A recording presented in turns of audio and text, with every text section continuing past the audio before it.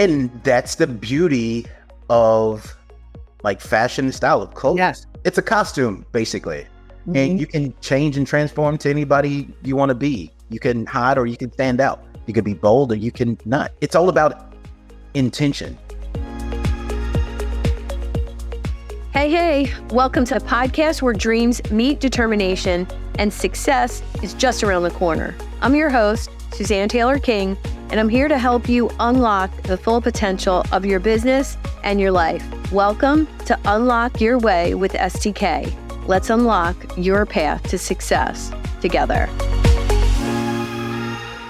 Good morning, everyone. Suzanne Taylor-King here for a new edition of Unlock Your Way with STK. And today we are here with Philly guy, local to me, Gregory Jerome. Welcome, my friend. Hey, thank you. How are you? Really good. It's Friday. It's summer. It's Friday. And you're here. So it's going to be a great conversation. It's going to be great. Tell us a little bit about you and what you do. Well, my name is Gregory Jerome. I am a fashion psychologist. I am also a workforce development counselor, facilitator. I am also a award-winning entrepreneur. I am a Amazon #1 best-selling author as well. Just this year. So it's awesome. Amazing. Yeah, and I'm a creative artist.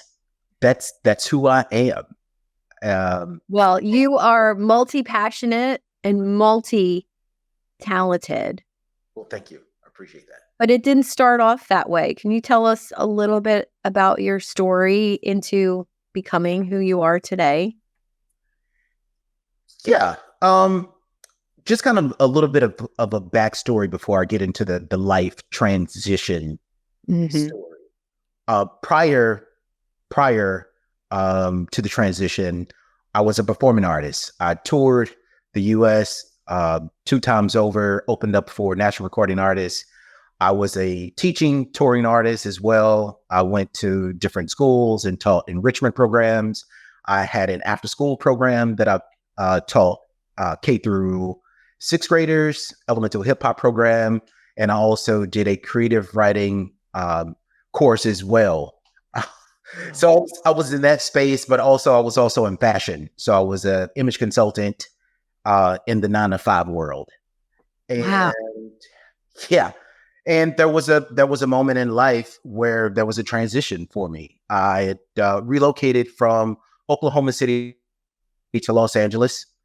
And at that point in time, I was trying to gain footing in that new space, not having any relatives and friends, which is like my traditional thing because I move around a lot. And I was in a motorcycle wreck. I was actually working for a company called Joseph A. Bank as an image consultant. And at the point in time, I was there for like 5 months and I was in a motorcycle wreck. The motorcycle wreck, I suffered post-concussive syndrome. I was seeing a bone specialist and I was also going to physical therapy. So during this time in Los Angeles, I was going through the transition of, in a sense, like housing. We'll say housing, because this motorcycle wreck caused me to see a neuropsychologist during this time. And I was suffering headaches and migraines and things like that. And eventually what ended up happening is I became homeless. Temporary disability wasn't enough to pay the rent in Los Angeles. And I was trying to figure out where the next chapter was going to be for me at that point. And I visited a few places, a few cities. I disguised my homelessness by calling it a family and friends tour because people knew that I toured, right? That was the way I disguised it for me going to different cities and really living off of that temporary disability money for like hotels or like boutique hotels or like Airbnbs in a hostile environment, or it was going to see family and friends, like for real. Yeah. So I ended up coming to Philadelphia to visit my uncle who stays in Fort East, New Jersey. And so he gave me a tour of Philadelphia, and it brought back memories of when I came here and performed at World Cafe and Tom Restaurant back in 2015. And I was like, I remember, this is what I liked about Philly. Wow. Right. So it kind of came full circle in a sense. And so when I was here, I had 3 days to figure out, what am I going to do if I want to stay here in Philadelphia? And at that point, I'm a spiritual person, so I'm always asking the universe for direction and guidance to open my eyes and ears, so I can utilize my intuition, my senses, right? And this was the place. He said this was the place after visiting 5 other cities: New Orleans, Dallas. Wow. I went to so many different cities, and it was finally this place. And at that point in time, I had 3 days before I had to leave to go back to LA. So I woke up one Sunday morning, and the Spirit said, start looking online for jobs. So I went online and started looking for like the top tier of like fashion, styling, retail opportunities in Philly, because I knew there was a place that I was skilled in. I had so much experience in that space, and I knew it would be an easy way for me to gain employment. And so I went through a couple of interviews. None of them panned out. I reached out to a company called Henry Davis in Rittenhouse Square, and I did a cold call like on a Monday. I cold called this guy. Oh my gosh. And I was like, are you guys hiring? And he was like, well, tell me a little bit more about yourself. So I go and I tell my story about, my experience, not my situation, because I've learned in the past, whenever I told an employer that I'm homeless and I really need work, they never hired me. Yeah. Yeah. Which I believe is something that we lack in this space of I guess in employment for companies, right? The empathy part. If you have a person who's skilled enough and have the background but needs that help, to get on their feet, why not? Well, it's the perception of being homeless, right? Right. It's the stigma attached to it that I think prevents that. Yeah. But here's the thing: I never looked like it. Right. I've always embraced expressing myself through style and upkeep, grooming. That's something I learned as a kid, and it's been with me since a kid. So I get to have this conversation with this gentleman, and he's like, well, come in and let's do an interview. Let's have a conversation. So I had one good suit on me that I packed with me during these travels. And it got to a point where the suit had a hole in the crotch. The armpits under the sleeve was unraveling. I used to have to take my razor and take all the pebbles, the little hairs off the fabric, because it balls up a little bit, and I had to stitch up the hole in my crotch. Oh my gosh! This is interesting. So it was a tailored suit, so it fit still great for me. It looked great. So I go in and I have this interview. So when I walk through the door, I'm cooler than a polar bear toenails. I got this, right? But I'm sweating on the inside, because here I am having a conversation with a custom clothier something that I've never done before in my life, in my career, of just being strictly custom. Mhm. And so when I see this guy, like, he's custom from head to toe, basically. And I walk in, the guy compliments me on my outfit. And I'm like, okay, I got this. Right. Yeah. So we sit down, we have a conversation.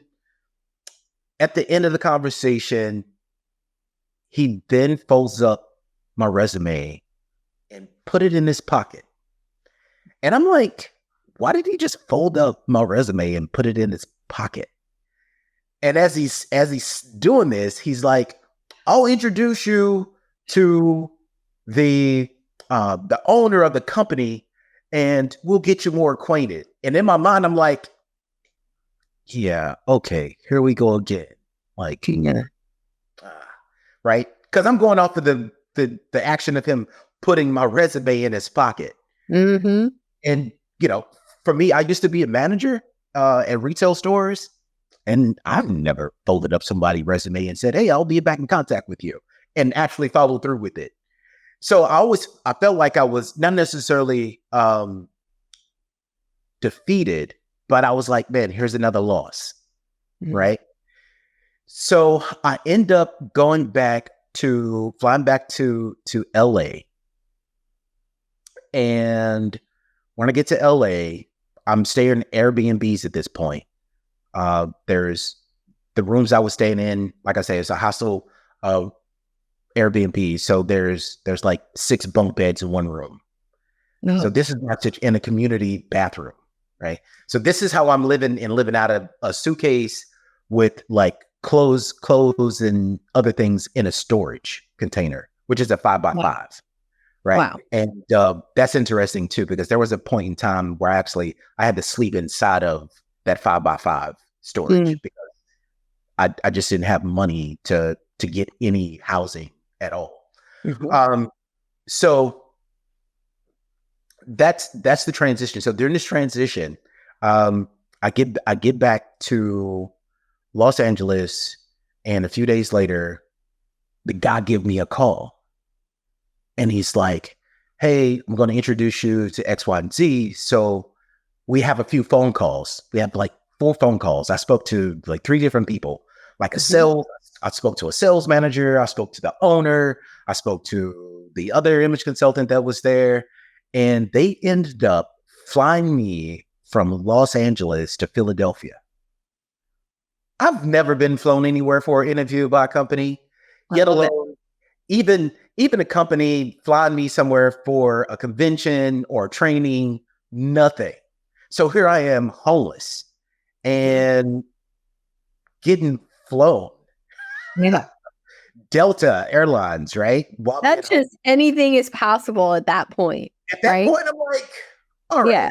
this could be a thing, right? Yeah. So with this being said, I get to Philly, and I start saying Philly because people start noticing me saying Philadelphia. They were like, "You're not from here." I was like, Yeah. gotta You change gotta say that. Philly. You gotta say Philly. I should change it. Yeah. So I get here and I have a conversation with them, and we have a great interview. We go through the whole process, and I fly back to Los Angeles, and he gives me a call back, and he's like, "We would like to offer you a position." Mm-hmm. And I'm like, "Yeah, a position," in my head, right? Yeah. And he said, "But it's 100% commission." Oh. The dagger. Yeah. The dagger, right? Right. And it brought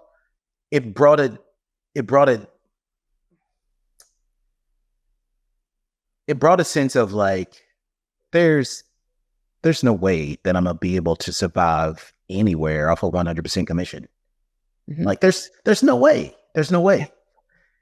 So luckily for me, I won't even say lucky for me. I'm blessed enough that I'm educated. I went to college. I have a couple of degrees. I know a little bit about negotiation. So I negotiated with this guy, and I end up negotiating the $65,000 salary on a 6-month draw. Nice. right. Nice. So I'm like, oh my gosh, like Yeah. this is it. I've never made this amount of money in my life anyway. And I'm like, this is awesome. This is it. I am about to bounce back like never before. Like never before. And I seen the future. I was like, yes, there's so much things I have to do. I have to build my credit back up because I've been homeless for so long and didn't have money. And so like all these different things, I'm planning.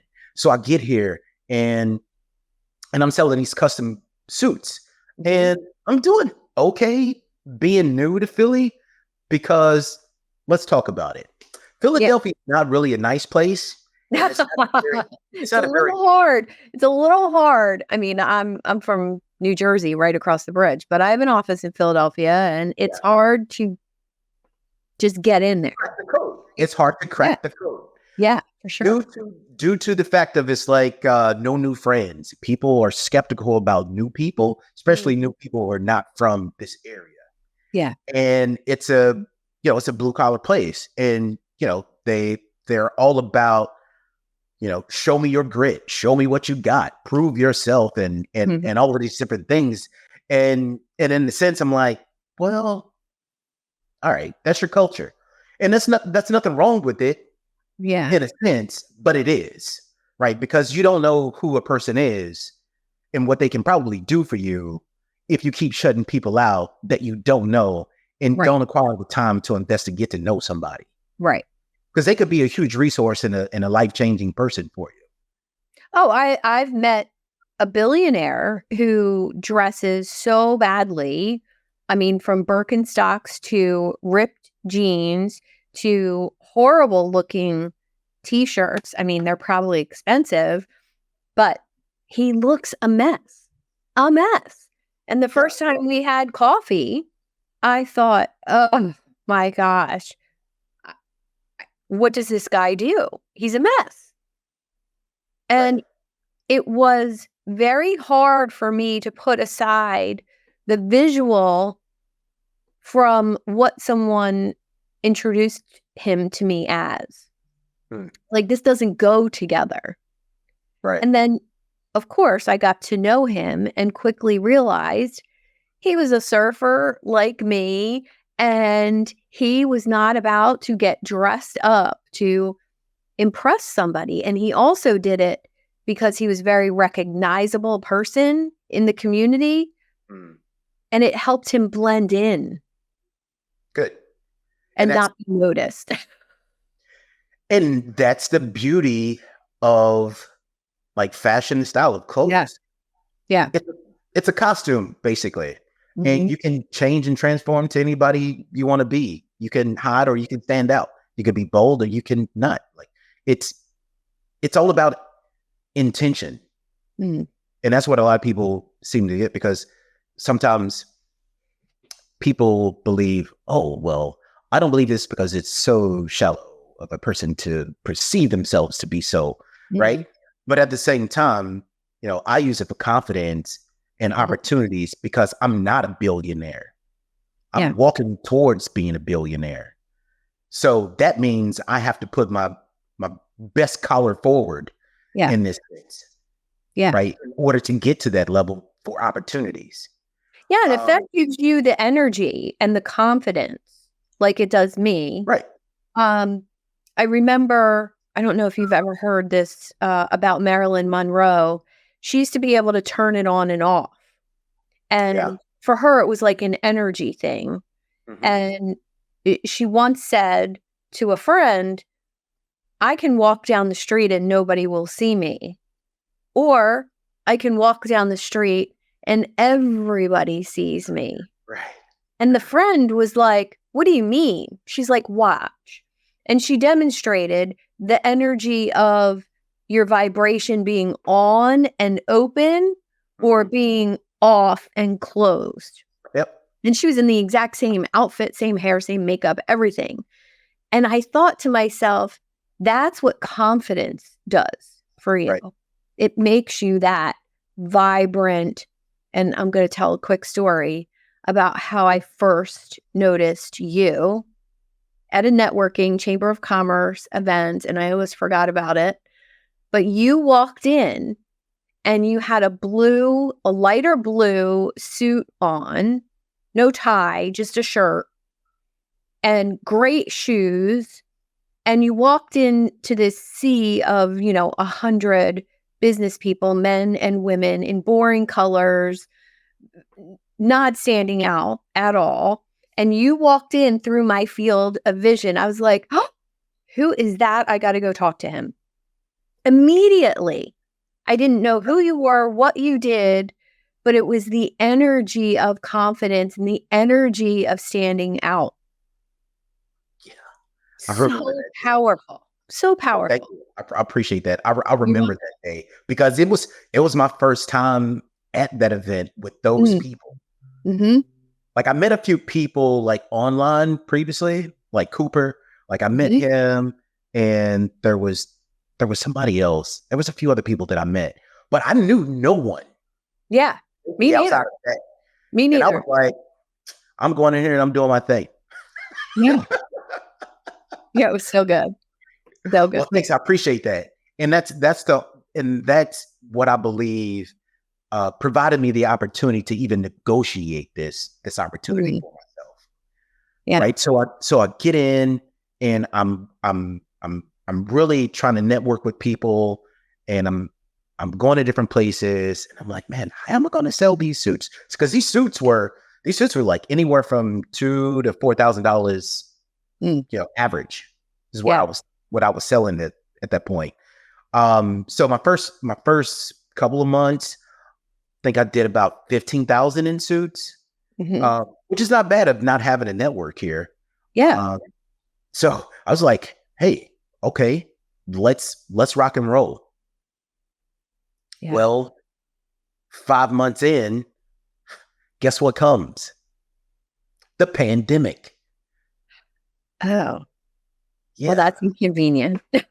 Yeah, right? Just like the motorcycle wreck, 5 months when I was working for another company in LA. And now I'm dealing with anxiety and all these other emotions from what I experienced of being homeless. Of course. Right? And I'm like, man, not again. Like again? Like, what is my life? What is my life at this point? Like, what am I doing? Because it was a lot of things that I went through, psychologically during my space of being homeless. Yeah. And, there's points where, I attempted suicide twice. Ugh. Because I didn't know how my life was going. And you come from a place where, being successful, having a brand new condo in the midtown of a city and driving a Mercedes Benz and doing all these different things, right? The luxury life. And then you go to a space where you have nothing at all. And now you find an opportunity that's going to propel you to a new level. And then here we come again to get knocked down once again. Yeah. And so I dealt with that situation of being still homeless, because I was still renting out Airbnbs in Philly while I was still working, because my credit was shot. I couldn't get a place to live. Right. Yeah. So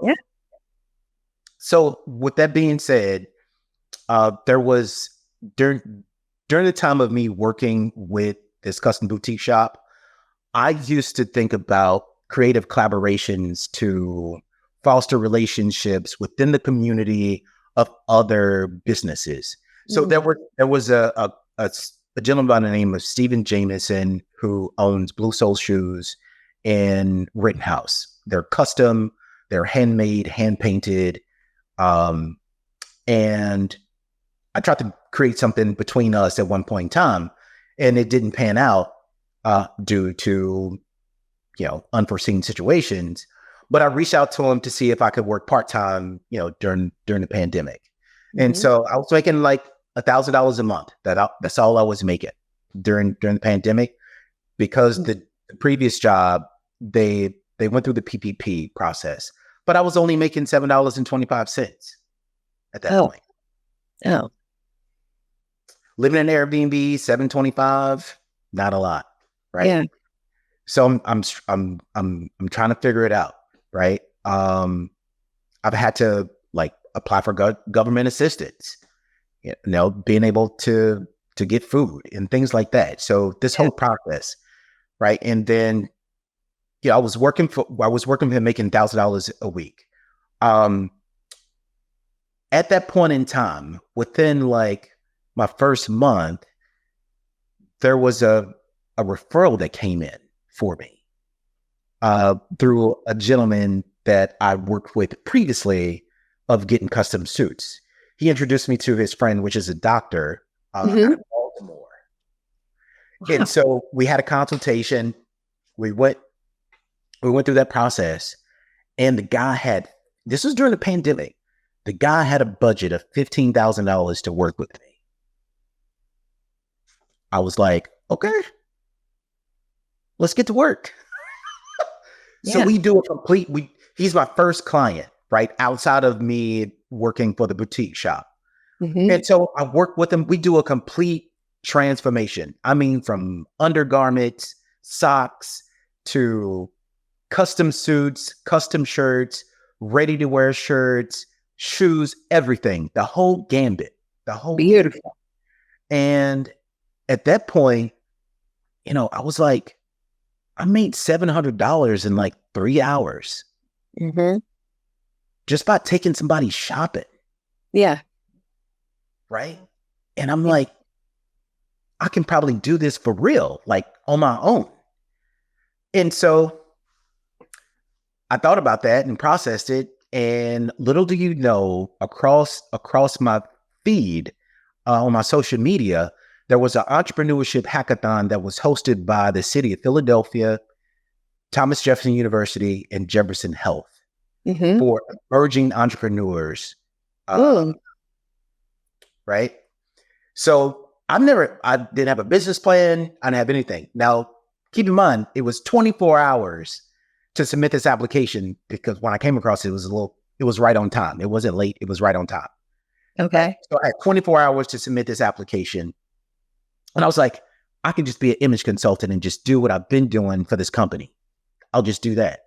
And so I filled it out, boom, and I submitted it at 10 a.m. at the deadline time, basically. Okay. Right? It was the wrong application. Uh-oh. So I contacted the support center and let them know. I was like, listen, I submitted the wrong application. Is it possible for you to grace me with another opportunity to complete? They were like, sure. I was like, yes. Nice.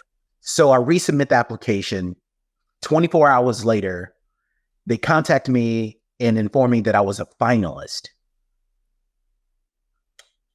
So at that point, they were like, oh, you have to do a presentation in front of 3 judges. And I'm like, a presentation? I can do that. I can, but I don't have one right now. And it's due in 24 hours. Yep. And so I was like, all right, it's time to kick this this all-nighter college experience, in overdrive. So I had to really think about what was my approach.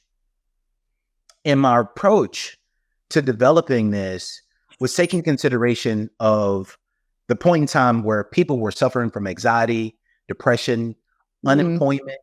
At that point in time, it was 54% of adults that was experiencing depression or anxiety. Yeah. The unemployment rate was like I think it was like 5.3 or 4.3, somewhere in there at that time. And so, the Spirit was telling me, empower the people. It's about humanity. How can we impact the people? And so at that point in time, when I was putting together, I was putting that into place. So my background is in psychology, behavioral science, and ethics. And I used to be a job coach. I was an employment specialist for the federal government during the Obama administration. I was also a facilitator. I was an on-site coordinator for people with behavioral disabilities. So I was always in a space. As well as as retail too, like retail, So psychology. you always had that front of the room possibility, right? Where you could speak to other people. Oh, absolutely. Yeah. Absolutely. Well, being an entertainer, I'm on stage in front of thousands of people. So it's not an issue to get up and talk. Like it's organically my thing. Right. That's part of my purposes. And I understood that. And that's one thing that I like to highlight. It's about tenacity of purpose through it all in life.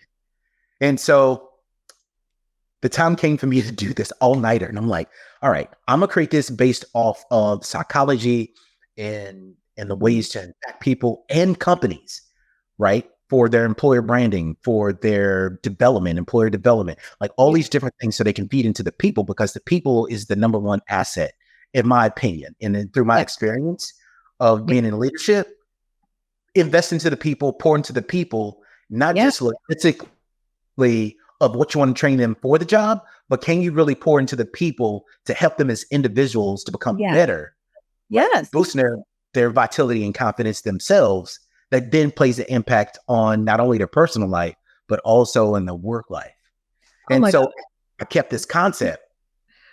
So I created this concept and this PowerPoint. So I go in the next day and I give this presentation.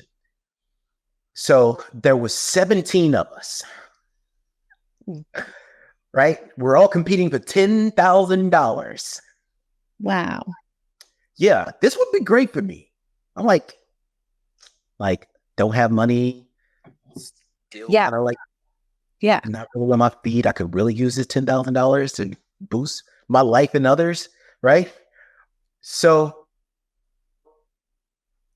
I go on, I give my presentation. At the end of the presentation, the judges were blown away. They were like, you really took time and thought this through about your impact of your company. Yeah, all last night. All last night. Yeah. I cooked this up last night, by the way. But the idea has been embedded forever. Right. It was just the opportunity for me to cook, in a sense, right? Let me put these ingredients together and let me make something.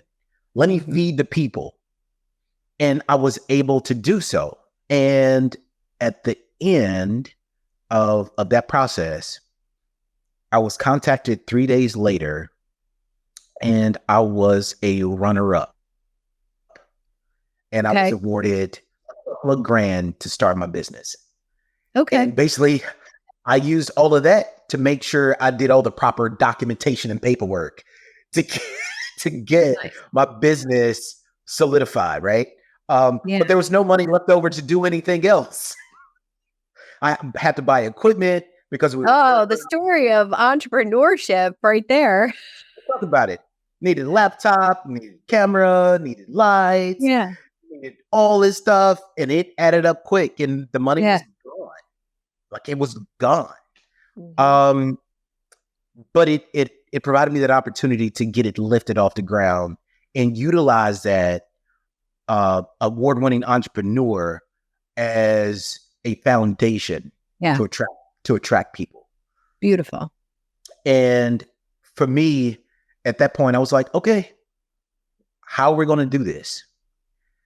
And I was like, well, maybe I'll just start partnering with or collaborating with different retail stores as like an external stylist. So what I was able to do during the pandemic, and this is all grassroots bootstrap. I would walk into retail stores, ask to speak to managers, and ask them if they ever worked with an external stylist to come in, or bring clients in, and then they pay me a commission of whatever the sales are with my clients. I was doing it, and I ended up landing about 4 of those opportunities. Amazing. Now, listen to this one. So when I was homeless in LA, I went to Ralph Lauren on Rodeo Drive for job opportunity. Suited up, and this goes back to what I said earlier. I let the guy know that I was homeless and I really needed a job. And by the end of the interview, he said, it's not a place for you, but at least you wore a tie. Those were his words to me. Wow.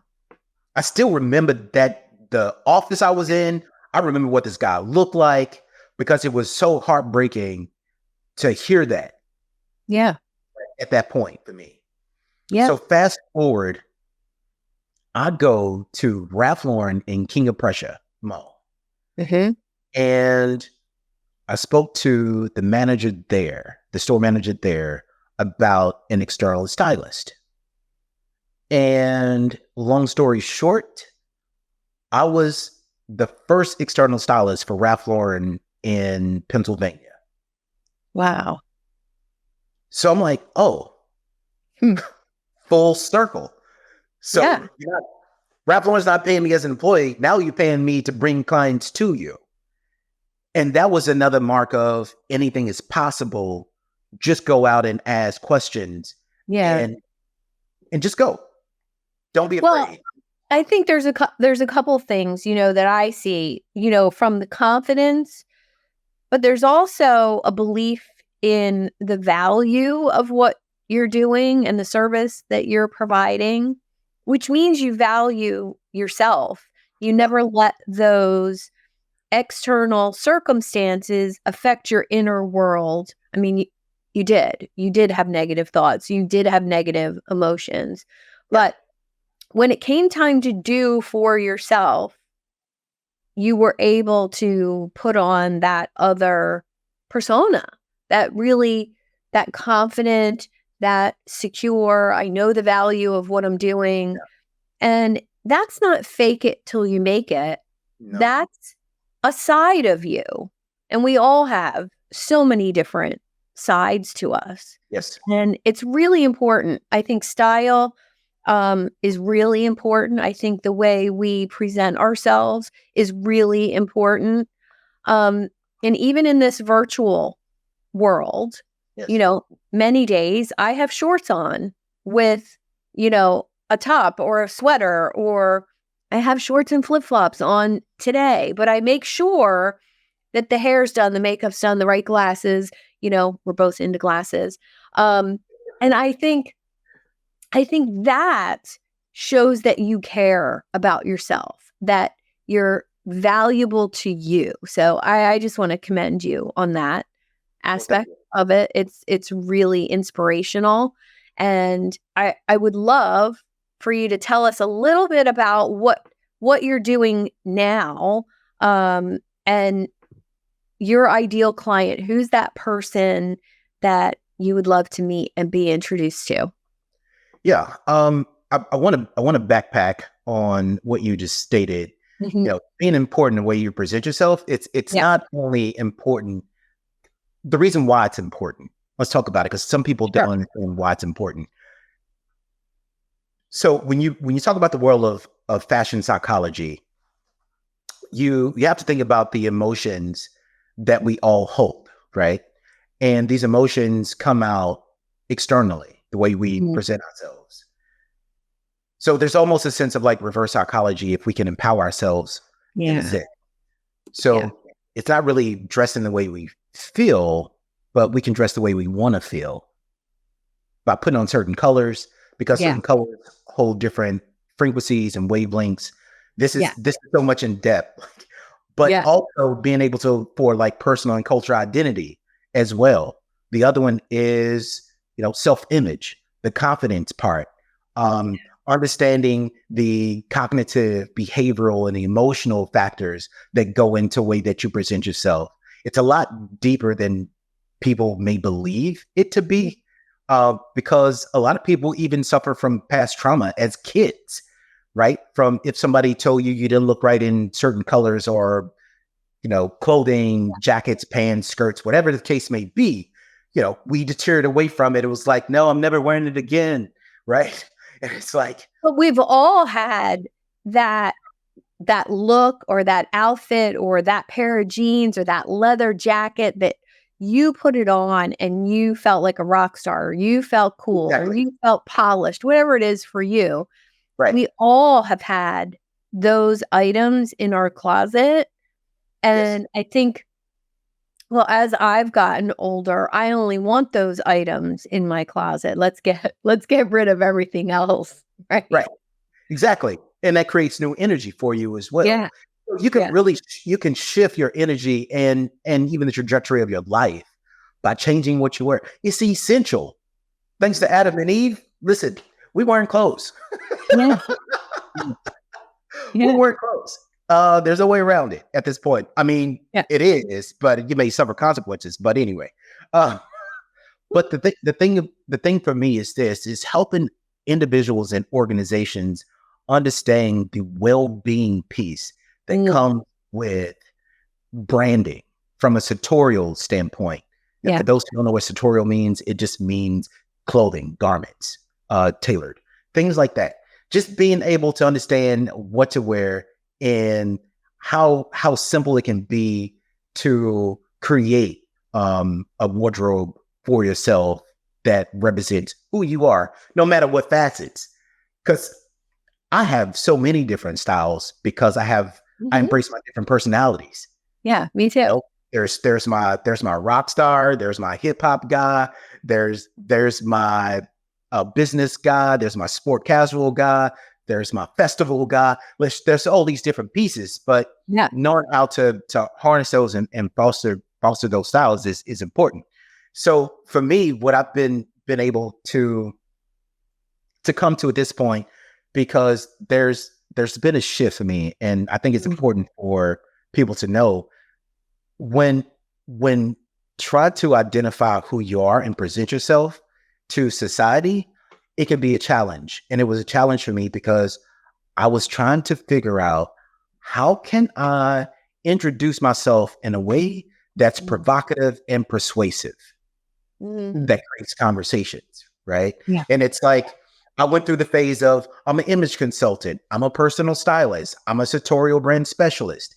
And like slowly I start to gain, especially the sartorial brand specialist. People are like, what is that? Oh, what's that? And Yeah. I It's was like like, when I tell people I'm a eudaimonologist, they're like, what? what? And Right? I remember And a it's like, branding person years and it's like, ago told me, don't call yourself that because nobody knows what it is. And I right, said, exactly. right, right, right. And that's why I shifted to the fashion psychologist, because now it Yeah. creates that interest. And they're like, Mhm. tell me more. Mhm. That's the word that they use. They're like, wow, tell me more. Mhm. Everybody that I started using this maybe like 2 weeks ago. I went to the Human Resource Delaware Valley Human HR Person of the Year Award event. It's my Mhm. first time going, and I went in. I had on this rose pink jacket with some cobalt gray pants, black shoes, and a white shirt, and these glasses. And people came to me. I didn't have Yeah. to go to nobody. Yeah, you do that. You They do that. they came to me and they were like, I love your style. I love your glasses. I was like, thank you very much. Oh, you are so warm. You're so warm. You feel like Uh-huh. something about you. And I'm like, well, thanks. But being able to become that attraction Yeah. is my hint. What's the word I want to use? It was my intention, Mhm. is to attract people versus chase people. Yeah. And that's something I've learned from Abraham Hicks as well. It's like, how do you become that law of attraction? How can you become it though? How can Yeah. you embrace it? And that's what I started utilizing. So from that point, that's the space that I've been targeting for about a year and a half, is to get in this Mhm. HR space, because I'm in that training and development space, in Right. well-being space.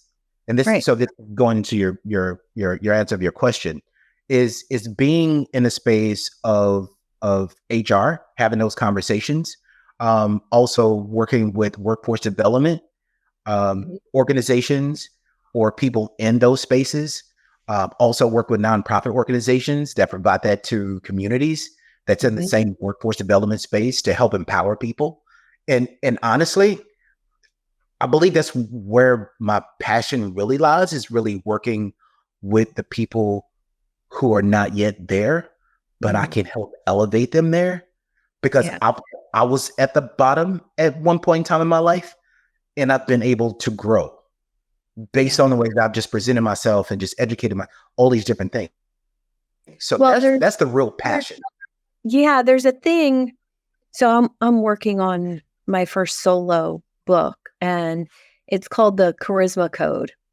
And the reason being, for years, I've been a business coach, and people asked, well, how do you do that? How do you attract people? How do you make eye contact? How do you have conversations with all these people? And I thought, how do I do that? And I started breaking it down, and, it's a combination of body language and eye contact and the way you treat people and the way you make people feel. And you have it 110%. All 12 of my modules, you possess skills and qualities in all of those modules. And you're welcome. And it took me 2 years to learn myself so that I could teach that to other people. And it's exactly what you're doing with yourself. And I just love it. Yeah, I appreciate that. It's, it goes back to tenacity of purpose once again. Despite this, even though I was going through the things that I went through, it was a challenge. Yeah. But I also knew it was a purpose for it as well. Yeah. Because it allowed me to develop into a different person mentally, spiritually, psychologically, emotionally, physically, of going through these phases of homelessness. It showed me a better sense of gratitude and appreciation for people and the things that I have, and living in the present versus the past or the future. Yes. Because we can't dictate what happens in the next 5 minutes. We don't know. Anything can happen. I'm a living witness. Anything can happen. Yeah. At any given time. Same. Well, Gregory, thank you so much for having this conversation and sharing your story and your journey with my listeners. How can those who want to get in touch with you? Well, first of all, I want to thank you for this opportunity to be on the show. It's an honor to be able to be here and to share my story with the world, basically. And I'm grateful for you, and I'm grateful for the relationship, and I'm grateful for you going out and telling people about me. So I just want you to know that I truly appreciate you. I really do. Especially allowing me into your world as a stranger. I found you.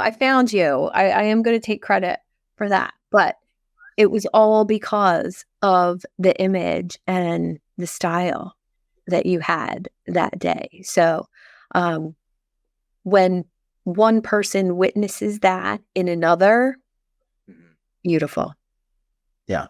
Well, thank you for noticing it. I appreciate it. Welcome. So the same way you found the way you found me, people can find me heavily on LinkedIn. Gregory Jerome. That's GregoryJerome.